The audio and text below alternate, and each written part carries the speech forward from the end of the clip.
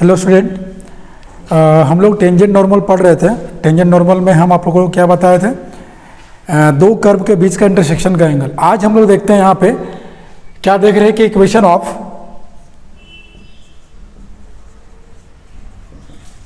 Of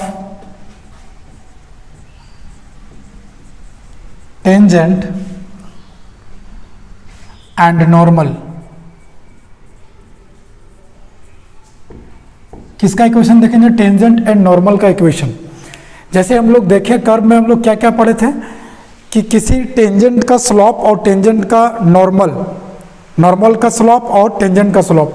आज हम लोग देखेंगे टेंजेंट का इक्वेशन और नॉर्मल का इक्वेशन। ठीक है, ध्यान दीजिएगा, बहुत ये इससे सवाल भी आता है, इंपॉर्टेंट टॉपिक भी है आपका बोर्ड के लिए।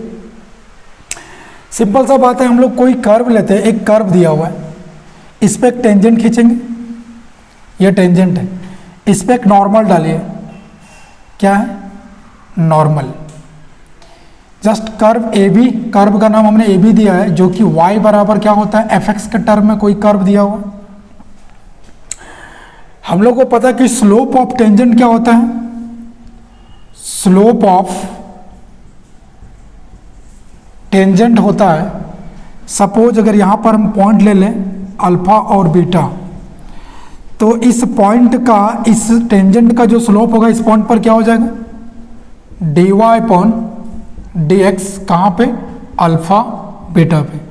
सिमिलरली अगर हम स्लोप ऑफ नॉर्मल की बात करें तो स्लोप ऑफ नॉर्मल क्या होता है? Slope of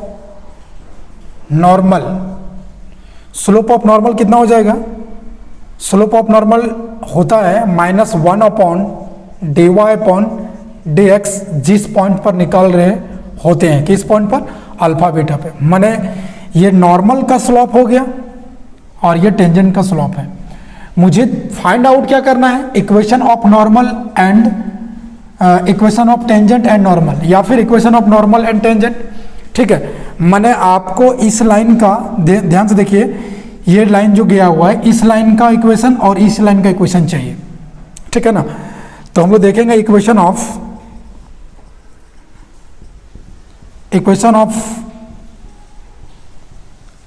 tangent at alpha beta is. Equation of tangent का मतलब इस लाइन का इक्वेशन हम लोग निकाल रहे हैं। तो आप ध्यान से देखे होंगे, आप 11th क्लास में पढ़े होंगे, अगर कोई लाइन है और किसी लाइन का एक अगर पॉइंट मेरे पास है x y, और इस लाइन का अगर स्लोप गिवन है, तो इस लाइन का इक्वेशन कैसा था? y माइनस y1 और m मेरा क्या था? स्लोप, और इनटू x माइनस क्या था? x1। यही था ना? अगर किसी लाइन का इक्वेशन निकालना है जो कि उस लाइन का पॉइंट और स्लोप गिवन है, आप इस कर्व को हटा दीजिए। अगर इस लाइन को हम देखें टेंजेंट को, तो ये जस्ट एक पॉइंट दिया हुआ है, इस लाइन का स्लोप दिया हुआ है। तो इस फार्मूला से क्या हो जाएगा? इक्वेशन ऑफ टेंजेंट कितना निकल जाएगा? अभी अल्फा बीटा मेरा क्या हो जाएगा? अल्फा बीटा एक्स वाई हो जाएगा ना, क्योंकि आप जानते हैं कि किसी भी लाइन का स्लोप अगर गिवन है और उस लाइन का पॉइंट भी गिवन है, तो उस लाइन का जो इक्वेशन होगा वो इस फॉर्म में होगा, इस टाइप से होगा।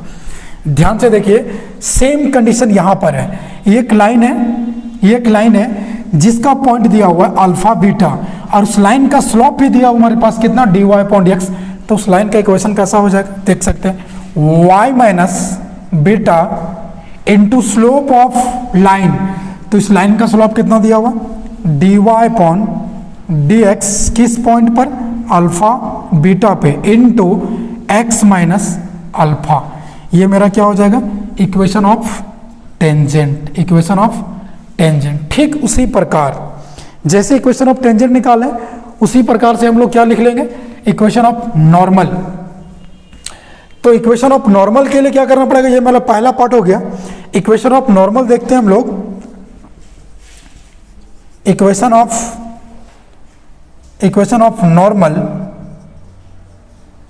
नॉर्मल किस जगह पे? एट पॉइंट अल्फा बीटा पे इज कितना हो जाएगा? सिंपल सा, अगर मान लो हम इस लाइन का इक्वेशन निकालना चाहते हैं, ये लाइन है, नॉर्मल है, अभी नॉर्मल हमको इसलिए बोलते हैं क्योंकि टेंजेंट पे क्या है, ये परपेंडिकुलर है किसी कर्व, तो यहाँ पर इसको हम लोग क्या बोलेंगे, नॉर्मल।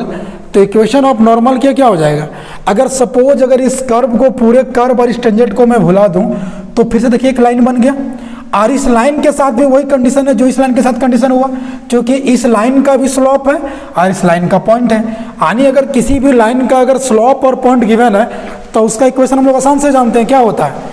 अगर कोई लाइन है, फिर से मैं रिपीट कर दे रहा हूँ, अगर कोई लाइन है, इस लाइन का स्लोप दिया हुआ है m, आपको पता है स्लोप दिया हुआ है m, और इसका पॉइंट, पासिंग पॉइंट भी दिया हुआ एक्स वाई, तो इसका इक्वेशन सिंपल होता है y minus y1 is equal to m into x minus x1। ऐसा होता है क्या नहीं होता है, 11th क्लास में आप स्ट्रेट लाइन में पढ़े होंगे, ठीक है ना, उसी को कंसिडर करिए। ये सिर्फ इस लाइन को मुझे देखना है, बाकी बात जो यहाँ उसको सब भूल जाइए। एक लाइन हो गया, अब इस लाइन का स्लोप गिवन है और पॉइंट गिवन है, तो इक्वेशन कैसा हो जाएगा, इक्वेशन कैसा हो जाएगा, y minus beta is equal to slope of a line, slope of line कितना दिया हुआ है, स्लोप ऑफ लाइन माइनस 1 बटा d y upon d x alpha beta into x minus alpha. ये क्या हो जाएगा मेरा इक्वेशन ऑफ नॉर्मल। तो ये था मेरा इक्वेशन ऑफ टेंजेंट और इक्वेशन ऑफ नॉर्मल। ध्यान हमेशा ये रखना है कि अगर मुझे इक्वेशन ऑफ नॉर्मल लगाना है, निकालना है, तो इस बात का ध्यान देना है कि हमको स्लोप ऑफ भी नॉर्मल यूज करना है। आप देख सकते हैं जब हमें इक्वेशन ऑफ नॉर्मल निकालना है तो जो उसका स्लोप यूज करें, किसका स्लोप यूज करेंगे, नॉर्मल का स्लोप यूज करेंगे। और अगर इक्वेशन ऑफ टेंजेंट निकालना है तो किसका स्लोप यूज करेंगे, टेंजेंट का इक्वेशन, टेंजेंट का स्लोप यूज करेंगे। इस बात को ध्यान देना। एक्चुअली होता क्या है, इक्वेशन ऑफ नॉर्मल निकालते हैं हम लोग, लेकिन कभी कभार क्या करता है कुछ स्टूडेंट लोग कि इक्वेशन ऑफ नॉर्मल में यूज कर देता है स्लोप ऑफ टेंजेंट, तो वो गलत हो जाएगा। क्योंकि अगर मुझे इक्वेशन ऑफ टेंजेंट निकालना है तो ध्यान इस बात का देना है कि जो वहाँ स्लोप भी यूज होगा वो इक्वेशन स्लोप ऑफ टेंजेंट का ही स्लोप यूज होगा। अगर इक्वेशन ऑफ नॉर्मल निकालना है तो किसका स्लोप यूज होगा, नॉर्मल का ही स्लोप यूज होगा। ये बात ध्यान में रखना है।